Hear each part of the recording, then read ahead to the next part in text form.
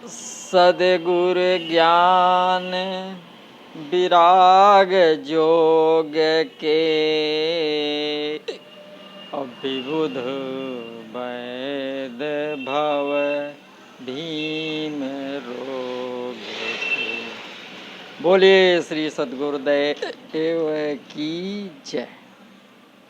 आप समस्त श्रोता बंधुओं को हमारा हार्दिक प्रणाम। इस समय रामायण के अनुसार आत्मज्ञान की चर्चा चल रही है, जिसका ये 14वां वीडियो है। 13वें वीडियो में चर्चा चल रही थी कि जप तप व्रत जम नियम अपारा और जे श्रुत कह शुभ धर्म आचारा। तो जप पे बात हुई, तप पे बात हो चुकी, व्रत पे बात हो चुकी। अब जम यानी यम और नियम पर बात करना है। तो आप सभी का इस वीडियो में हार्दिक स्वागत है, हार्दिक अभिनंदन है। इसके पहले अष्टांग योग में यम नियम पर काफ़ी विस्तृत चर्चा की गई है, लेकिन यहाँ पर आवश्यक लग रहा है कि थोड़ा यहाँ पर प्रकाश डाला जाए और इसी विषय पर बात आगे बढ़ा रहे हैं। तो जैसा बताया कि एम 5 प्रकार के होते हैं। ब्रह्मचर्यम अहिंसा च सत्य अस्तेय परिग्रहात् अहिंसा सत्य अस्तेय ब्रह्मचर्या परिग्रहा यमाः। ये पातंजल योग दर्शन में इसकी चर्चा हुई है। ब्रह्मचर्य स्मरणाद अष्टविध मैथुन के अभाव को कहते हैं। अष्ट मैथुन के जो अभाव है उसी को ब्रह्मचर्य कहा जाता है। यथा ब्रह्मचर्य व्रत रत मत धीरा तुम्हें की करे मनोभव पीरा। तो स्मरणम कीर्तनम केली प्रेक्षणम गुह्य भाषणम संकल्पो अध्ययो सा यश्च क्रिया निर्वृत्ति एव च एतन मैथुनम अष्टांगम प्रवदंत मनीषिणाः विपरीतम ब्रह्मचर्यम अनुष्ठेयम मुमुक्षुभिः। तो अष्ट मैथुन स्त्री के रूप, लावण्य, हाव भाव आदि का स्मरण करना, दूसरे के प्रति कहना, स्त्री के साथ क्रीड़ा करना, स्त्री का दर्शन करना, एकांत में संभाषण करना, स्त्री के संग के लिए दृढ़ निश्चय करना, उसकी प्राप्ति के लिए उद्योग करना तथा अभीष्ट निश्चय की पूर्ति करना। तो इन 8 प्रकार के आचरणों से बचने को ब्रह्मचर्य कहते हैं। अब दूसरी बात आई, ब्रह्मचर्य एक हो गया। अब दूसरा ब्रह्मचर्यम अहिंसा च, यानी अब दूसरा क्या? अहिंसा। तो सदा सर्वथा किसी भी प्राणी से द्रोह ना करने को कहते हैं अहिंसा। ये सब यम नियमों की जड़ हैं। जैसे परम धर्म श्रुत विदित अहिंसा, धर्म की दया सरिस हरि जाना, इसी की सिद्धि के लिए शेष यम नियमों का उपयोग है। अहिंसा की प्रतिष्ठा होने से उसके सन्निकट प्राणी मात्र बैर त्याग देते हैं। जैसे अहिंसा प्रतिष्ठायाम तत्सन्निधो वैर त्यागः योग दर्शन में बताया गया है। तो रहहि एक संग गज पंचानन, विगत बैर विचरहि सब संगा। तो ये जो है अहिंसा की बात हो गई। अब इसके बाद में ब्रह्मचर्यम अहिंसा चा सत्य अस्ते। तो अब सत्य पे चर्चा करना है। तो सत्य क्या है? इंद्रिय और मन के द्वारा जैसे निश्चय किया गया वैसी ही वाणी और वैसे ही मन के होने को सत्य कहते हैं। वो वाणी वंचिता, भ्रांता और प्रतिपत्तिबंधया न होनी चाहिए। वंचनापूर्ण, जैसे अपने पुत्र अश्वत्थामा का मरण सुनकर द्रोणाचार्य ने युधिष्ठिर से पूछा कि हे आयुष्मान, हे सत्यवादी, सचमुच अश्वत्थामा मारा गया? तो इसके उत्तर में युधिष्ठिर का अश्वत्थामा नामक हाथी को अभिलक्ष्य कर हाँ सच अश्वत्थामा मारा गया, ऐसा कथन वंचनापूर्ण है। यही वाणी वंचिता कही जाती है। वक्ता का प्राय अन्य हो और श्रोता अन्य समझ जाए। युधिष्ठिर ने छल से काम लिया, इसलिए वाक्य सत्य नहीं है। भ्रांति प्रयुक्त यह है कि वक्ता को स्वयं भ्रम हो और वो दूसरे को समझाना चाहे। तीसरा, प्रतिपत्तिबंधया अर्थात अप्रसिद्ध पदों के रहने से यथार्थ बोध करने में अक्षम हो। जैसे आर्य लोगों के म्लेच्छ भाषा बोध कराने में असमर्थ हैं। तो प्राणियों के उपकार के लिए होनी चाहिए, उपघात के लिए नहीं। जैसे कहाँ ही सत्य प्रिय वचन विचारी, इस क्रिया के फल को आश्रय मिलता है। जैसे सत्य प्रतिष्ठायाम क्रिया फलम आश्रयत्वम, योग दर्शन में बताया गया। तो सत्य मूल सब सुकृत सुहाय। अब इसके बाद में आता अस्तेय। तो शास्त्र विधि के प्रतिकूल दूसरे के द्रव्य को लेना अस्तेय कहते हैं और उस अस्तेय के निषेध को अस्तेय कहते हैं। तो स्पृहा न रखना भी अस्तेय कहलाता है। जैसे धन पराव विषते विष भारी, इससे सब रत उपस्थित होते हैं। अस्तेय प्रतिष्ठायाम सर्वरत्नो उपस्थानाम, योग दर्शन में बताया गया है। डारहि रत्न तटनि नर लहाई। अब अगला आया अपरिग्रह, यानी विषयों के अर्जन, रक्षण, क्षय और संग में हिंसा आदि दोष होते हैं, अथवा उनके अस्वीकार को अपरिग्रह कहते हैं।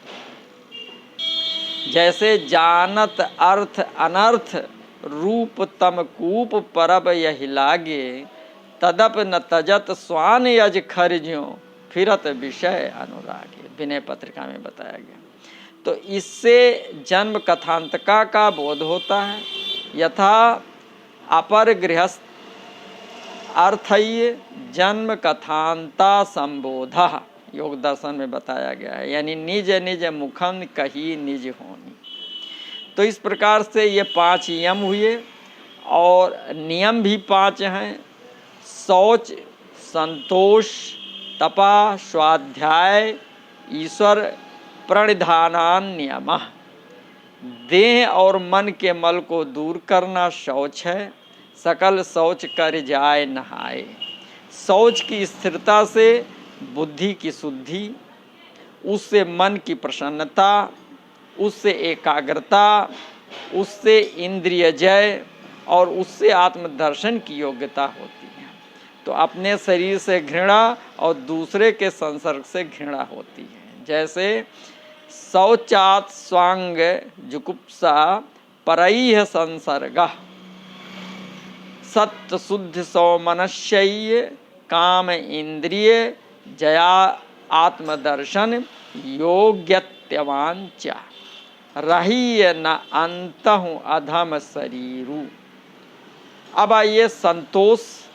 तो संतोष जो है प्रात साधन से अधिक पैदा करने की अनिच्छा, यह संतोष होता है। जैसे 8वां जथा लाभ संतोषा, जो 8वीं भक्ति बताई गई है। तो इसके द्वारा सबसे बढ़कर सुख की प्राप्ति होती है। जैसे संतोषा दा उत्तम सुख लाभा, संतोषादन उत्तम सुख लाभा, ये योग दर्शन में बताया गया। मन संतोष सुनत कपिबानी, तो कछ दिन भोजन बारी बतासा, किए कठिन कछ दिन उपवासा। तो इससे देह इंद्री की सिद्धि और अशुद्धि का क्षय होता है। जैसे का इंद्रिय सिद्धि अशुद्धि क्षयात पसा, योग दर्शन में बताया गया है। बरस सहस दस त्याग्यो सोऊ, ठाढ़े रहे एक पत दोऊ, मागहु बर बहु भांत लोभाए, परम धीर नहीं चलहि चलाए। अब स्वाध्याय पे चर्चा। तो स्वाध्याय किसको कहते हैं? जैसे मोक्ष शास्त्र का पढ़ना, जिस प्रकार हमें मुक्ति मिल सके, तो मुक्ति के कर्तव्य कर्म से जो स्वाध्याय किया जाता है वो स्वाध्याय होता है। प्रणव का जप करना, सांसों में नाम का जाप करना, प्रणव का जप करना, इससे इष्ट देवता एवं ऋषियों के दर्शन होते हैं। स्वाध्याय आदिष्ट देवता संप्रयोग, योग दर्शन में बताया गया। रामायण में बताया गया, नाम जपत प्रभु कीन प्रसादु, भगत शिरोमन भय प्रहलाद। तो ईश्वर प्राणिधान सब कर्मों का ईश्वर अर्पण कर देना, जैसे प्रभु ही समर्प कर्म भव तरही, इससे समाधि की सिद्धि होती है। समाध सिद्धरी ईश्वर प्राणिधानात्, सहज विमल मन लाग समाधि। अब ये 5 यम हो गए और 5 नियम हो गए। अहिंसा सत्यम अस्तेयम संगो हीर संजय, आस्तिक्यम ब्रह्मचर्यम च मौनम, अस्थैर्यम क्षमा भयम, शौचम जपस्तपो होम, श्रद्धा आतिथ्यम मदर्चनम, तीर्थाटनम प्रार्थदेय, तुष्टि आचार सेवनम, एते यमा सा नियमा उभयोः द्वादश स्मृता।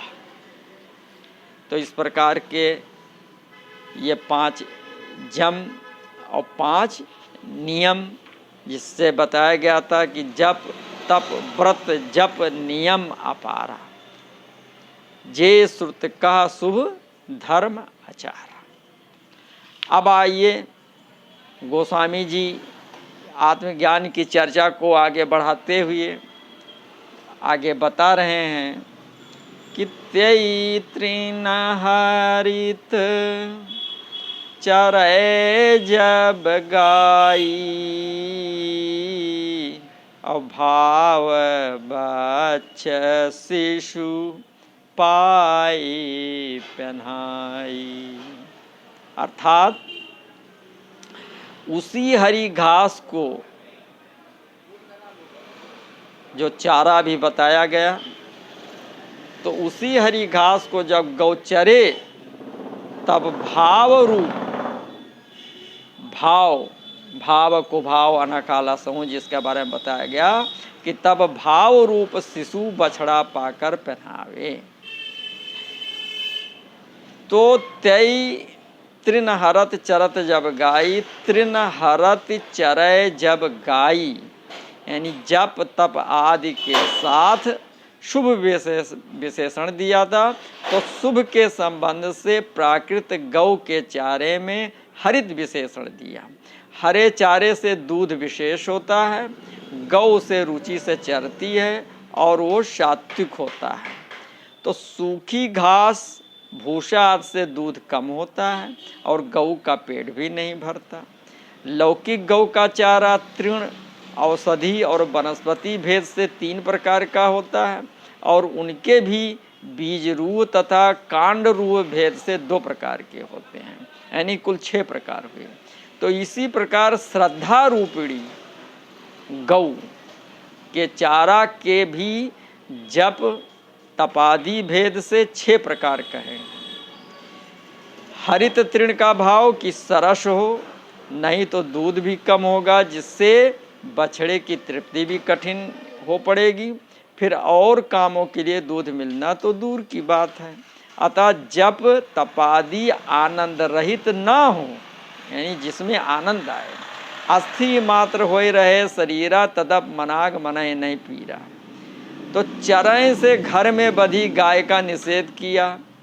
गौ जब गोष्ठ से बाहर जाकर हार में चलकर चरती है तब उसकी तृप्ति होती है और वो प्रसन्न रहती है, उसका स्वास्थ्य भी अच्छा रहता है, जिससे दूध रोगहारक होता है। तो गाई तय तृणहरत चरय जब गाई, गाय यानी सात्विक श्रद्धा से रूपक देने में धेनु सुहाई अर्थात सत्वसा गौ कहा। चरने को गौ अकेले जाती है, बच्चा साथ नहीं होता। जैसे जनु धेनु बालक बच्छ तज गृह चरण बन परवश गई। अतः वत्स रहित चरने के संबंध से धेनु ना कहकर गाय कहा। गाय का चारा चरना ज्ञान दीपक प्रसंग में श्रद्धा पूर्वक सात्विक जप तप आदि शुभ धर्म आचरण करना है। अब कहा कि तय तृणहरित चरय, तो चरय का भाव जैसे कि गऊ गोष्ठ छोड़कर बाहर जाए और गोचर भूमि में चरे, तो इसमें श्रद्धा भी हृदय से बाहर शब्द स्पर्श रूप रस गंध रूपी गोचर में जिस रुचि से भूखी गाय हरी घास चरती है, उसी रुचि से शुभ धर्म आचरण करे और तृप्त हो। जैसे नित्य नव राम प्रेम पन पीना, बढ़त धर्म दलु मनु न मलीना।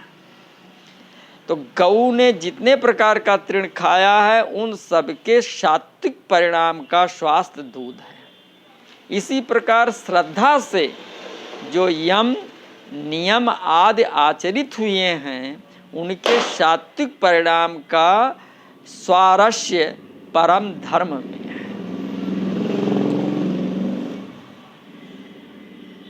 हमें स्मरण रखना चाहिए कि चरा हुआ चारा गौ के पेट में है। ये सामर्थ्य गौ में है कि चारे को सात्विक परिणाम यानी दूध के रूप में जगत के कल्याण के लिए दे रहे हैं। राजसिक परिणाम अपने शरीर के पोषण के लिए अलग कर ले और तामसिक परिणाम गोबर परस पृथक कर दे। तो किसी भी शिल्पी की सामर्थ्य नहीं है कि इस भांति सात्विक राजस और तामस परिणाम को किसी उपाय से पृथक कर सके। तो इसी भांति श्रद्धा से आचरित शुभ धर्म श्रद्धा के उदर में जाकर परिणाम को प्राप्त हो और उसके सात्विक परिणाम परम धर्म से जगत का हित हो। नहीं तो जिस भांत तृण आदि मनुष्य के ग्रहण योग्य नहीं रहते, उसी भांत श्रद्धाहीन शुभ धर्म भी मनुष्य के काम के नहीं होते। श्रद्धा बिना धर्म नहीं होई। तो भाव बच्छ शिशु पाए पहनाई, आगे बताया। तो बछड़ा जब बड़ा हो जाता है तब गऊ का प्रेम नहीं रह जाता और दूध भी वो नहीं देती, और यह देती भी है तो बहुत कम। तो शिशु बच्छ का जीवन माता का दूध है, अतः गऊ का भी उस पर वात्सल अधिक रहता है। उसके रोगों को चाट कर अच्छा भी कर देती है। भाव पुल्लिंग है, अतः वत्स ही कहा, बछिया नहीं। अन्य स्थलों में भी वत्स को ही कवि ने कहा है। जैसे जनु धेनु बालक बच्छ तज गृह चरण पन बन परवश गई। तो गह शिशु बच्छ अनल अहिधाई। तो किसी का मत है कि बछिया जनने पर गौ का दुहना निषेध आता, वत्सी कहा। तो इस चौपाई का भाव है कि सात्विक श्रद्धा पूर्वक जप तप आदि शुभ कर्म प्रेम से करें तब सुख होगा। यहाँ श्रद्धा वत्स भाव यानी प्रेम है और पहनाना सुख है। तो जप तप आदि दैविक संपदा है। इस तृण को जब गऊ ने चरा अर्थात निष्काम कर्म करके जब श्रद्धा बलवान हुई, बालक वत्स में भाव यह है कि पुराने वत्स को देखकर गाय का दूध अधिक नहीं उमकता, वैसे ही जो पूर्व किसी जन्म में संतों से भाव किया है उससे अधिक प्रेम नहीं उपजता जब तक नवीन भाव ना हो। तो शिशु बच्च का भाव है कि बंधा हुआ है और भूखा है। तो भाव बच्च शिशु, तो श्रद्धा रूपिणी धेनु का सात्विक भाव अबोध बच्चा है, वो छल कपट नहीं जानता, अतएव बहुत प्यारा है। चरने के समय भी उसी की ओर ध्यान लगा रहता है। इसी बात श्रद्धा से धर्माचरण हो और भाव हत न होने पावे। जैसे किए सहित स्नेह जेयग हृदय राखे चोर, संग बस किए शुभ सुनाए सकल लोक निहोर। करऊँ जो कछु धरऊँ साँच सच पच सुकृत शिला बटोरी, पैठ उर बरबस दयानिधि दम्भ लेत अंजोर। पाय पहनाई जब गौ हरी हरी घास चर के तृप्त होकर संध्या समय घर लौटती है तो बालक बच्च को पाकर द्रवीभूत हो जाती है, उसके थनों में दूध आ जाता है। इसी भांति श्रद्धा पूर्वक धर्माचरण करके कृतकृत्य होकर भाव पुष्टि के लिए अंतर्मुख होता है और उस समय वो परम धर्म प्रसव में समर्थ होता है। जैसे दिन अंत पुर रुख श्रवत थन हुंकार कर धावत भाई। तो भाव की जप तप नियमात जो कर्म करें वो उत्साह से भरे हुए करें, यही सात्विक श्रद्धा से होना है। इससे अंतःकरण में भाव उत्पन्न होगा, मन की मलिनता दूर होगी। सात्विकी श्रद्धा से जप तपादि करने से अंतःकरण का भाव शुद्ध हो जाएगा, यही उस श्रद्धा गऊ का बछड़ा है। भाव की यावत क्रिया करे वो नवीन प्रीति भाव से करे। सत्य शौच तप और दान ये धर्म के चारों चरण, श्रद्धा गऊ के चारों थन हैं। इनमें धर्म का प्रसिद्ध दर्शित होना गऊ का पहनाना है। भाव की जप तप आदि में सात्विक श्रद्धा सदा नवीन बनी रहे। जिस वस्तु की चाह उसकी प्राप्ति में विशेष अभिलाषा बढ़ती रहे, जिससे सात्विक श्रद्धा सरस रहती है, ये पहनाना है। तो गऊ का बहना और ब्याना का वत्स को पाकर पहनाना मात्र का इसे सूचित किया कि सात्विक श्रद्धा धर्म फल की क्रिया है।